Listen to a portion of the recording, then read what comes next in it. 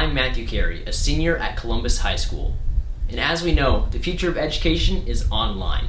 So why not give my online presence a professional touch? That's why my senior project is video production. All students at Columbus High School are required to complete a mythology project. That's where students form in groups and work on scenes from Greek mythology. That's why video production as a senior project would be perfect, so I wouldn't have to put those skills to waste. I thoroughly enjoyed working on the mythology project, and I wanted another chance to work on another big production. That's where I learned how to film, edit, and produce a short film. I want to learn how to film and edit videos using professional applications like Adobe Premiere. This allows me to enhance the viewing experience for the audience for my future projects. Not only am I just filming a documentary, but I'm also on the production team of a cooking podcast, which allows me to develop my skills using the editing software Adobe Premiere. Over time, I'll be able to fine-tune my skills, because editing is one of those things that's easy to learn but hard to master. By gathering research from the Columbus Public Library and production assistance from my mentor, I'll be able to piece together a high-quality, narrated documentary.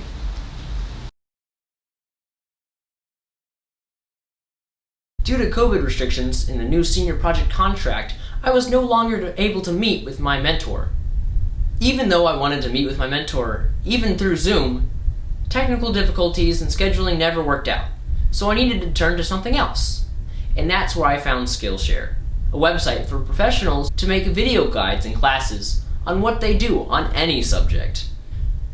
So I took classes on storyboarding, camera operation, lighting, mastering audio, editing, everything that goes into a video.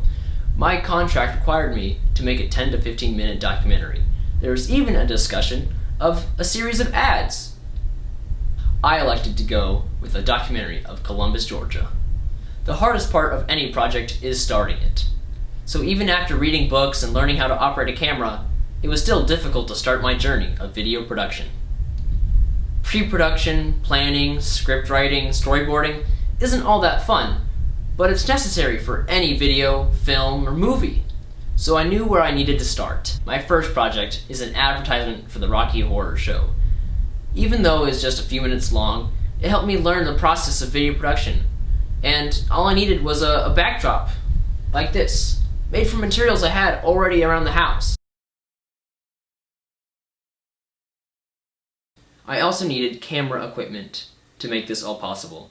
I used a Canon 70D as my main shooter. Also a Google Pixel 5 with a 4K camera as my secondary recording device. I used 3 different lenses throughout filming for different purposes, like wide shots, close-ups, and low lighting conditions. I used a shotgun microphone that I placed on top of the camera for audio, which was hard to use, and it sounded okay.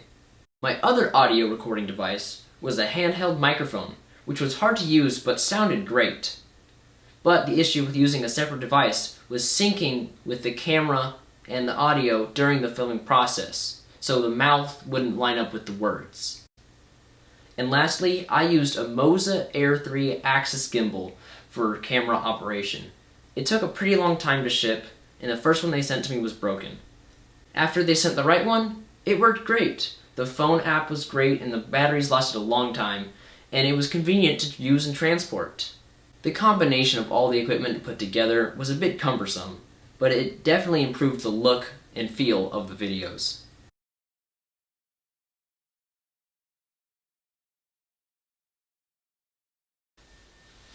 Hey you! Yeah, I'm talking to you. Have you ever wanted to go to a fun time? Well, I'll tell you of a time if you go to the Columbus High School Rocky Picture Horror Show at 6th of August all the way to the 9th and August 9th at 5:30 p.m. 5:30 p.m. You can see the play featuring Michael J. Fox, Michael J. Orden, and Me! I'll be there too. I'll be starring in the play. Next was an interview with a local contemporary artist. And though the focus of this was the artist, but it was mainly lighting, I used a system called 3-point lighting. This is a combination of artificial and natural lighting to get backdrop lighting, side lighting, and above lighting to make the subject look natural. Okay. State your name, your career, age, height, weight, social security number. Don't say career. My name's Knox Eotis. I work minimum wage jobs. Nice. These smaller projects helped me understand the importance of pre-planning before I even started my documentary of Columbus. My original contract, we talked about a documentary or making a series of advertisements. I decided with a documentary, although I did do some advertising on the side, just for some practice.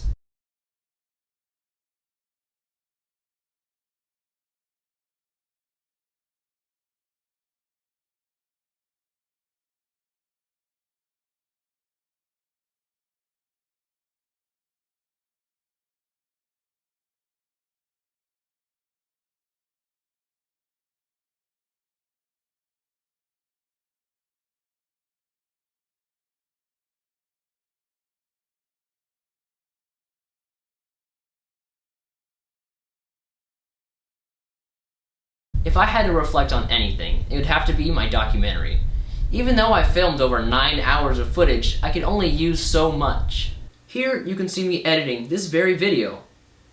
It's the longest part of video production, and it can make or break your video. During the editing process, that's where you find out what went wrong during filming, and what needs to be changed or redone. My first choice in video editing software was Adobe Premiere. It was frustrating to work with, even after watching a video guide online. It had more tools than I needed, but the different layers of the timeline helped me with editing tremendously. The most difficult part with working was the payment in my account. It would sign me out repeatedly and make it difficult for me to change my subscription settings, and it was generally hard to work with. Overall, I would recommend it as the best editing software that I've used so far, but it was not a good experience. Next was iMovie. It came free with my iMac that I received. It has a price of $1,400, and it was very nice to use. There wasn't extra payments or monthly subscriptions. Although its features were not robust, it had enough to get the job done. I'm pretty unfamiliar with the Mac operating system, so it was generally unpleasant to use and navigate compared to my normal Windows machine that I typically use for editing. After editing all the footage, it wasn't the length I desired, but it had a pretty important premise.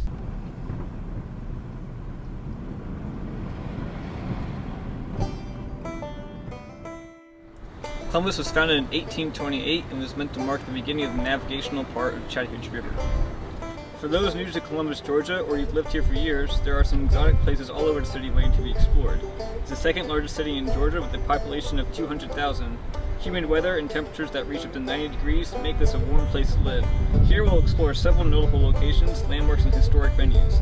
Unfortunately, Columbus is the second largest city in the state of Georgia, so there's just too much to cover in a satisfactory level of detail. With over 60 places of interest, it can be a bit overwhelming for even the most hardcore tourists. But by going over some of the larger areas, you'll get an idea of just how wonderful Columbus is. First, let's explore downtown. In the documentary, it scopes over probably the most important parts of Columbus, and it looks good doing it. As a conclusion, I want to keep doing video production. I enjoyed it my freshman year, and I enjoyed it my senior year, so I hope to continue this in college, and hopefully even do this in the professional world. Thank you so much for watching my senior project, TED Talk.